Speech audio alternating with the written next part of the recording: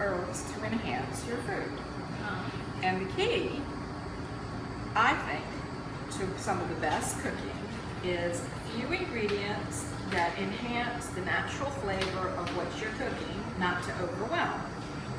And so when I make pork tenderloin, the key ingredient and the key herb that I use is rosemary, of which I will show you the rosemary. Rosemary is probably the most prolific herb you can grow down south. It grows like a big old bush. You can use it as a foundation plant. You can, yes, I'm doing this with my hands, which are clean. Getting the pan juices to make it tasty.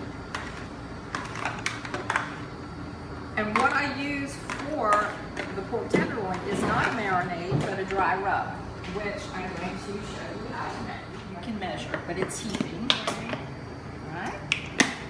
And yes, I cook with salt. 2, 3.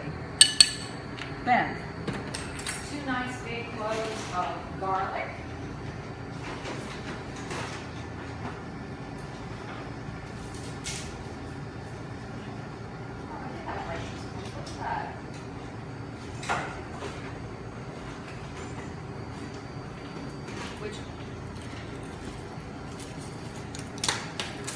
I'm a purist. I like fresh.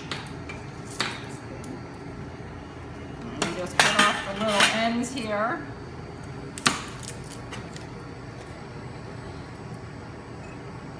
And then you take a flat handled knife if you don't have to get a good squash. It makes them easier to peel.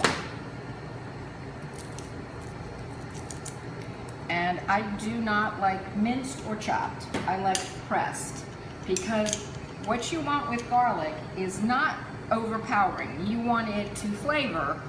You want to taste other things besides garlic. And I like it pressed because it diffuses much better and spreads, and it releases all those aromatic juices.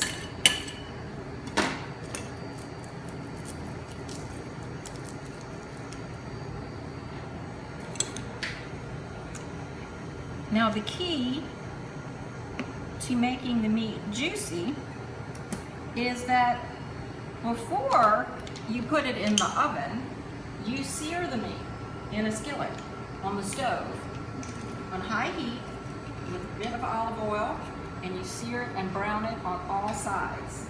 And after you sear and brown it on all sides, you then place it in the oven.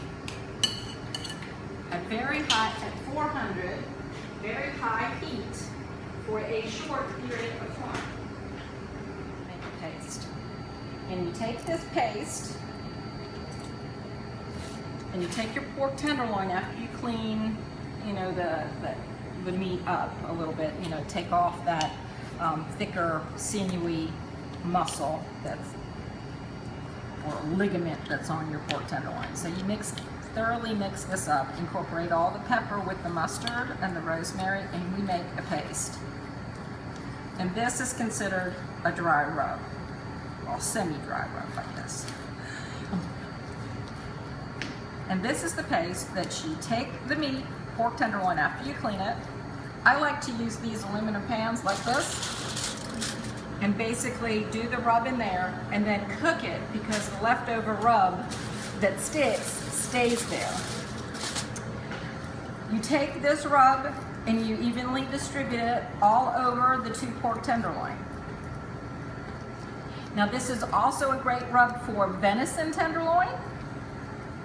It's also a good rub for lamb. Okay? Now rosemary